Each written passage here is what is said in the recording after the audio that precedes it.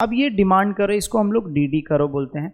अब मान लीजिए यहाँ पे जो है ये पी पॉइंट है, तो ये पी पॉइंट पे डिमांड क्या होगा, ये अगर मुझे मालूम करना है तो मैं मालूम कर सकता हूँ किसके हेल्प से, जो है पॉइंट मेथड और ज्योमेट्रिक मेथड। आज के लेक्चर में हम डिस्कस करेंगे पॉइंट मेथड और geometric method of measuring price elasticity of demand.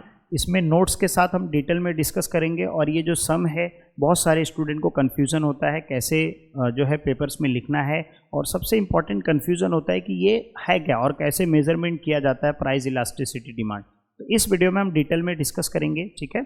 और इसके पहले मैं आपको रिकमेंड करूँगा कि मेरा जो वीडियो है कि प्राइस इलास्टिसिटी डिमांड क्या होता है, और फिर रेशो मेथड ऑलरेडी हमने डिस्कस कर लिया है, फिर उसके बाद टोटल एक्सपेंडिचर मेथड ऑलरेडी हमने डिस्कस कर लिया है। तो ये दोनों वीडियो देख लीजिए, फिर उसके बाद ये वीडियो देखिए। क्यों? इसलिए क्योंकि पॉइंट मेथड और ज्योमेट्रिक मेथड इसलिए ही इंट्रोड्यूस किया गया है ताकि जो हम लोग रेशो मेथड से और एक्सपेंडिचर मेथड से मालूम नहीं कर सकते हैं, उसके लिए हम लोग क्या यूज़ करेंगे, पॉइंट मेथड यूज़ करेंगे और ज्योमेट्रिक मेथड यूज़ करेंगे, राइट, है ना। तो डिटेल में हम लोग डिस्कस करेंगे। मेक श्योर वो वीडियो आप देख लीजिए, फिर उसके बाद ये वीडियो देखिए। अगर आपने वो वीडियो नहीं भी देखा है तो भी आप ये वीडियो देख के समझ सकते हैं कंसेप्ट। ओके, नाउ सबसे पहले हम लोग क्या करेंगे, इंट्रोडक्शन डिस्कस करेंगे। मेन सेम पॉइंट है, पॉइंट मेथड और ज्योमेट्रिक मेथड किसने डेवलप किया है, प्रोफेसर अल्फ्रेड मार्शल। तो रेशो मेथड और एक्सपेंडिचर मेथड और पॉइंट मेथड तीनों को किसने एक्सप्लेन किया है, प्रोफेसर अल्फ्रेड मार्शल। तो ये वाली जो लाइन है वो क्या कर सकते हो आप, सब में लिख सकते हो, ठीक है, जब भी आप आंसर लिख रहे हो, ठीक है। तो ये कॉमन पॉइंट है। अब एक्चुअल में पॉइंट मेथड क्या बोलता है, अकॉर्डिंग टू दिस मेथड, इस मेथड के हिसाब से हम लोग मेजर कर सकते हैं, क्या कर सकते हैं, मेजर कर सकते हैं elasticity of demand at any point on a demand curve. मतलब क्या बोल रहे हैं कि पॉइंट मेथड इसलिए बोलता है क्योंकि हम लोग क्या कर सकते हैं, जैसे मान लीजिए एग्जांपल के तौर पे ये डिमांड का कर्व है, ठीक है। लेट्स एग्जांपल मैं यहाँ पे कर्व ड्रॉ करता हूँ, ठीक है। अब ये डिमांड कर्व, इसको हम लोग डी कर्व बोलते हैं। अब मान लीजिए यहाँ पे जो है ये पी पॉइंट है, तो ये पी पॉइंट पे डिमांड क्या होगा, ये अगर मुझे मालूम करना है तो मैं मालूम कर सकता हूँ किसके हेल्प से, जो है पॉइंट मेथड और ज्योमेट्रिक मेथड से। तो एक बार देखो, अकॉर्डिंग टू दिस मेथड, इस मेथड के हिसाब से क्या बोल रहे हैं, हम लोग मेजर कर सकते हैं elasticity of demand at any point on demand curve. Demand curve के कोई भी पॉइंट पे हम लोग क्या कर सकते हैं, इलास्टिसिटी ऑफ डिमांड मेजर कर सकते हैं, इसीलिए इसको बोलता है पॉइंट मेथड। ओके, अब देखिए the ratio method and total outlay जो है मेथड्स, जिसको हम लोग एक्सपेंडिचर मेथड बोलते हैं, ये enable to measures the elasticity of demand, ठीक है, at given point on the demand curve. अब मान लीजिए एग्जांपल के तौर पे अगर ये डिमांड कर्व पे मुझे मालूम करना है, ठीक है, मुझे यहाँ पे डिमांड कर्व पे ये वाले पॉइंट पे मालूम करना है, ये वाले पॉइंट पे मालूम करना है कि प्राइस इलास्टिसिटी डिमांड क्या होगा, तो ये पॉइंट पे मालूम करने के लिए मैं रेशो मेथड का अगर मैं यूज़ कर रहा हूँ तो उससे मैं मालूम नहीं कर सकता हूँ, डिफाइन नहीं कर सकता है। अगर मैं एक्सपेंडिचर मेथड भी मालूम यूज़ कर रहा हूँ तो उससे भी मैं क्या कर सकता हूँ, मालूम नहीं कर सकता हूँ। इसलिए जो है पॉइंट मेथड का हम लोग इस्तेमाल करके मालूम कर सकते हैं, ठीक है। सो प्रोफेसर मार्शल इंट्रोड्यूस दी है पॉइंट मेथड और ज्योमेट्रिक मेथड। नाउ आपको समझ में आ गया इंट्रोडक्शन में क्या लिखना है कि ये मेथड को प्रोफेसर अल्फ्रेड मार्शल ने इंट्रोड्यूस किया है। अच्छा, इस मेथड के अंदर हम लोग क्या करते हैं, मालूम करते हैं इलास्टिसिटी ऑफ डिमांड, कैसे, डिमांड कर्व के ऊपर कोई भी पॉइंट पे डिफाइन रहता है, जिसको हम लोग ये वाला कर्व, जिसको हम लोग ये लीनियर कर्व बोलते हैं, क्या बोलते हैं इसको, लीनियर कर्व। तो ये लीनियर कर्व के ऊपर हम लोग क्या कर सकते हैं, मालूम कर सकते हैं, क्या कर सकते हैं, मालूम कर सकते हैं कि कौन सा डिमांड है, प्राइस इलास्टिसिटी रिलेटिव इलास्टिक है, रिलेटिवली इनइलास्टिक है, यूनिटरी इलास्टिक है या परफेक्टली इलास्टिक है, ठीक है। तो ये तीनों हम लोग क्या कर सकते हैं, मालूम कर सकते हैं। ओके, तो एक एक करके हम लोग डिटेल में डिस्कस करेंगे। अच्छा, इसको मालूम करने के लिए फॉर्मूला है, क्या फॉर्मूला है sir, point of elasticity of demand, ठीक है, lower segment of the demand curve below a given point L, upper segment of demand का गिवन पॉइंट यू। अब एग्जाम्पल के तौर पे अगर हम लोग ये कर्व का एग्जाम्पल लेते हैं, ठीक है, इसको मैं रफ करता हूँ। अगर हम लोग ये कर्व का एग्जाम्पल लेते हैं तो देखो ये कर्व में जो है, जैसे मान लीजिए अगर मैं ये पी पॉइंट पे लेता हूँ, if I take point P here, तो ये वाला क्या हो जाएगा, अपर सेगमेंट हो जाएगा, ये वाला क्या हो जाएगा, लोअर सेगमेंट हो जाएगा, है ना। तो लोअर सेगमेंट मतलब नीचे वाला पार्ट, ठीक है, देखो ये लोअर सेगमेंट मतलब नीचे वाला पार्ट है, ऊपर सेगमेंट। अब मान लीजिए एग्जांपल के तौर पे अगर मैं ये P पॉइंट पे ले रहा हूँ तो ये P पॉइंट पे नीचे ये इसका नीचे वाला क्या हो जाएगा, लोअर सेगमेंट हो जाएगा, और इसके ऊपर वाला क्या हो जाएगा, अपर सेगमेंट हो जाएगा, राइट। तो समझा, lower segment upper segment, okay. तो हम लोग क्या करेंगे, इसका इस्तेमाल करेंगे सॉल्व करने के लिए, ठीक है। तो ये समझ में आ गया lower segment formula upper segment का, ठीक है। अब यहाँ पे देखो पहला वाला जो है वो कौन सा कर दिया, लीनियर कर्व। अच्छा सर लीनियर कर्व क्या होता है, देखो लीनियर मतलब होता है, जैसे मान लीजिए एग्जांपल के तौर पे यहाँ पे मैं अगर एक कर्व बनाता हूँ, ये ऐसा लाइन खींचा, ठीक है, ये लीनियर कर्व में आ गया। अगर एग्जांपल के तौर पे मैं ऐसा खींच दिया तो ये भी लीनियर कर्व। मतलब लीनियर कर्व में क्या होता है, या तो स्ट्रेट जाता है या तो ऊपर जाता है, मतलब या तो स्ट्रेट ऐसे जा रहा है, ठीक है, हॉरिजॉन्टल जा रहा है, या फिर वर्टिकल जा रहा है। लीनियर मतलब कोई एक डायरेक्शन में जाता है, चाहे वो वर्टिकल जाए चाहे वो हॉरिजॉन्टल जाए, ठीक है, चाहे वो वर्टिकल जा रहा है सीधा जा रहा है, हॉरिजॉन्टल जा रहा है, ठीक है, या क्रॉस जा रहा है, ठीक है, वो एक ही डायरेक्शन में जाता है, उसको हम लोग लीनियर बोलते हैं। तो और दूसरा वाला जो पॉइंट है वो क्या है, नॉन लीनियर है। तो नॉन लीनियर में क्या होता है कि पॉइंट एक तरफ नहीं जाता, जैसे मान लीजिए ये कर्व है जिग जैग वाला ऐसा सिनेरियो, मतलब ये एक डायरेक्शन में नहीं जाता, डायरेक्शन चेंज हो सकता है, ठीक है, मतलब एक ही डायरेक्शन में नहीं जाएगा, तो उसको नॉन लीनियर बोलते हैं, ठीक है। तो ये कंसेप्ट समझ में आ गया बेटा आपको, क्योंकि ये समझने के लिए आपको समझना पड़ेगा। अब आप खुद देखिए ये कौन सा कर्व है, बताओ आप खुद कमेंट में बताओ ये कौन सा कर्व है, पहला वाला, ये लीनियर कर्व है या नॉन लीनियर है, लीनियर है ना, इसीलिए क्या बोला है कि हम लोग लीनियर कर्व के हेल्प से क्या करेंगे, when demand curve is linear that is straight line we extend the demand curve meet the Y axis that is A and axis point B.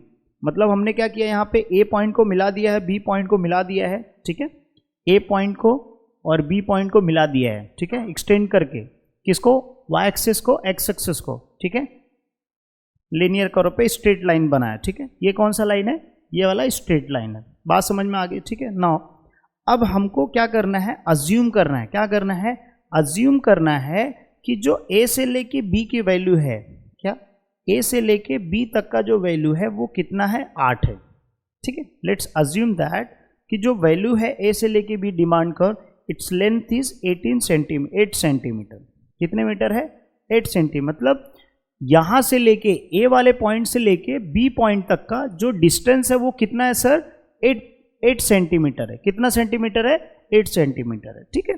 Assume करना है, ठीक है, क्यों अज्यूम करना है, ताकि हम लोग मालूम कर सके इलास्टिसिटी ऑफ डिमांड कि रिलेटिव इलास्टिक है, रिलेटिवली इनइलास्टिक है, या परफेक्टली इलास्टिक है। अब आपको नहीं पता कि रिलेटिव इलास्टिक क्या होता है, परफेक्टली इलास्टिक क्या होता है, तो इसीलिए मैंने आपको बोला कि प्राइस इलास्टिसिटी ऑफ डिमांड का यहाँ पे आई बटन में दिख रहा होगा, ठीक है, राइट या लेफ्ट में, आप क्लिक करके जाके वो देख लीजिएगा, वहाँ पे मैंने एक्सप्लेन किया रिलेटिव इलास्टिक क्या होता है, प्राइस इलास्टिक, परफेक्टली इलास्टिक क्या होता है, रिलेटिवली इनइलास्टिक क्या होता है, ओके।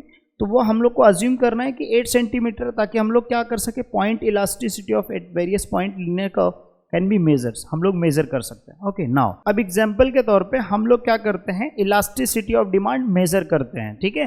अब इलास्टिसिटी ऑफ डिमांड पे पहले मैं क्या करता हूँ, ये P पे मालूम करता हूँ। तो ये P पे 1 कैसे आया है वो देखिए, जैसे फॉर्मूला क्या है, lower segment divided by upper segment, ये ऑलरेडी हमने फॉर्मूला देखा, देखो lower segment divided by upper segment, point of elasticity demand मालूम करने का फॉर्मूला है। तो लोअर एट पॉइंट P, अगर मैं P वाले पॉइंट पे मालूम कर रहा हूँ, ठीक है, P वाले पॉइंट पे lower segment divided by upper segment, तो अब मुझे बताओ अगर ये मेरा P वाला पॉइंट है तो नीचे का पार्ट का वैल्यू कितना है सर, 4 है, कितने का वैल्यू है सर, 4 है, और अपर पार्ट का वैल्यू भी कितना सर, 4 है। अब यहाँ पे क्वेश्चन आएगा कि सर 4 कैसे हुआ, देखो बेटा हमने क्या अज्यूम किया है, हमने अज्यूम किया था कि टोटल लेंथ कितना है, 8 सेंटीमीटर है। मतलब जो A से लेके B तक का जो डिस्टेंस है ना, A से लेके B तक का डिस्टेंस वो कितना है, 8 है।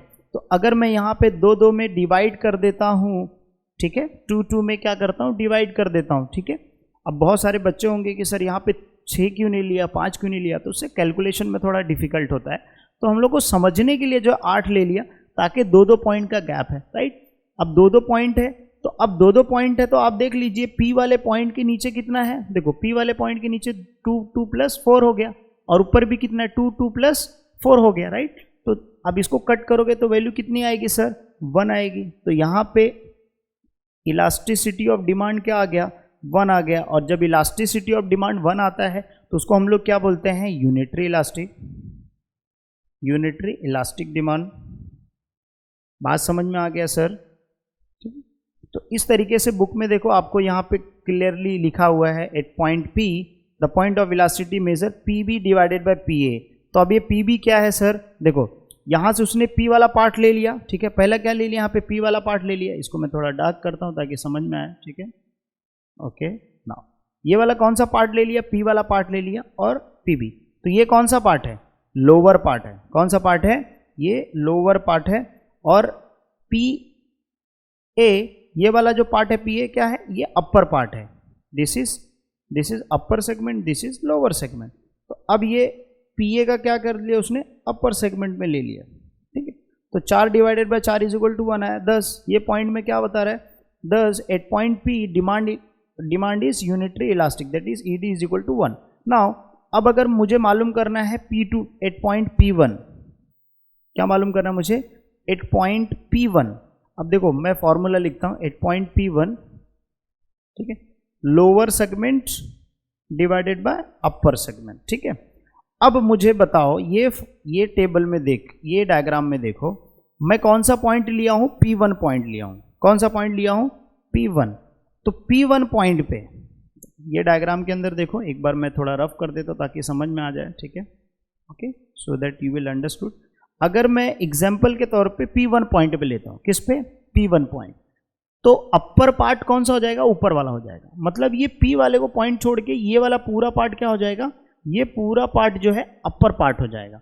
और ये जो इसके नीचे वाला पार्ट है क्या हो जाएगा? Lower part. तो मैंने क्या बताया? 2 का डिफरेंस है, ठीक है। तो अपर पार्ट की वैल्यू कितनी हो जाएगी? टोटल 6 हो जाएगी। लोअर पार्ट की वैल्यू कितनी हो जाएगी? 2 हो जाएगी। तो हम लोग lower segment divided by upper segment है, तो लोअर पार्ट की वैल्यू 2 है, अपर पार्ट की वैल्यू टोटल 6 है। तो ये 2 1 सा 2, 2 3 सा 6, तो 1/3 आया। मतलब इसको सॉल्व करेंगे तो 0.33 आंसर आएगा। क्यों? जैसे 3 का टेबल 1 में नहीं जाएगा तो पॉइंट लगा देंगे तो 0 ये 10 हो जाएगा, 3 3 सा 9, ऐसे करके अपने को कट करना रहेगा तो 0.3 आया। नाउ अब हम लोग क्या करेंगे? यहाँ से 1 से कंपेयर करेंगे। काफ़ी टाइम बच्चे लोग बोलते हैं कि सर 1 से क्यों कंपेयर करना है? जैसे मान लीजिए अगर हमको ये इजी होता है अंडरस्टैंडिंग करने के लिए कितना डिमांड चेंज हो रहा है प्राइस के चेंज होने की वजह से, ठीक है, हम लोग ऐसा अज्यूम करते हैं। ओके अब हम लोग क्या करेंगे? यहाँ पे अगर 1 से कंपेयर करेंगे तो कौन सा बड़ा है? 1 बड़ा है कि 0.3 बड़ा है? ये बड़ा है ना। तो अब यहाँ पे क्या हो गया? ED is equal to less than 1। क्या हो गया? ED लेस देन 1 हो गया। ED क्या हो गया? ED इज, एक बार, हाँ, ED ए लेस देन 1। तो ED जब लेस देन 1 होता है तो उस केस में कौन सा होता है? इलास्टिसिटी डिमांड रिलेटिवली इनइलास्टिक होता है। क्या हो रहा है? Relatively in. 10 at point P1 demand is relatively inelastic. अब उसी तरीके से P.2 है, ठीक है। अब P.2 पे देखो, मैं वापस से करो पे जाता हूँ। P.2 को अगर मुझे मालूम करना है पॉइंट पे कि सर P.2 पे क्या होगा इलास्टिसिटी ऑफ डिमांड, तो मैं मालूम कर सकता हूँ इसलिए। ओके नाउ कौन से पॉइंट पे? P2 पॉइंट पे। तो अब P2 पॉइंट है, देखो एक बार वापस समझा रहा हूं, P2 पॉइंट है तो नीचे वाला पार्ट क्या हो जाएगा? ये पूरा यहां से लेके ये वाला पार्ट क्या हो जाएगा? लोअर पार्ट हो जाएगा। सर ऊपर वाला पार्ट क्या होगा? ये जो ऊपर वाला पार्ट है ये क्या हो जाएगा? अपर पार्ट हो जाएगा। तो अपर पार्ट में क्या है? देखो P2A है और लोअर पार्ट में क्या है?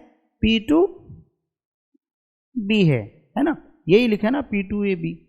तो उसी तरीके से जो है यहाँ पे हम लोग क्या करेंगे? सॉल्व फॉर्मूले में रखेंगे तो इजीली क्या हो जाएगा? हम लोग सॉल्व कर सकते हैं। देखो यहाँ पे लिखा है अगेन वही सेम चीज, P2B divided by P2A। Lower segment क्या है? P2B है। क्या है? P2B। Lower segment is P2B divided by P2A। बात समझ में आ रही है ना? इसी तरीके से आप पेन पेंसिल से लिख लेना ताकि आपको और अच्छे से इजीली समझ में आए। नाउ अब यहाँ पे जो है P2B का वैल्यू कितना है? टोटल 6 है। और PA2 का मतलब lower segment divided by upper segment, lower segment का वैल्यू क्या है सर? ज़्यादा है। तो लोअर सेगमेंट का वैल्यू क्या है? ज़्यादा है, तो 6 हो गया। और अपर सेगमेंट का वैल्यू क्या है? 2 है। सर ये वैल्यू कैसे आया? एक बार ध्यान से वापस से देख लो बेटा। लोअर सेगमेंट की वैल्यू कितनी है? 6 है, ठीक है। लोअर सेगमेंट की वैल्यू कितनी? 6 है। अपर सेगमेंट की वैल्यू कितनी है? 2 है। तो अगर इसको मैं सॉल्व करूंगा, lower segment divided by upper segment मतलब 6 डिवाइडेड बाय 2, तो ये कितना हो गया, 2 1 ज़ा 2, 2 3 ज़ा 6, राइट। तो इसकी वैल्यू कितनी आई, ठीक है।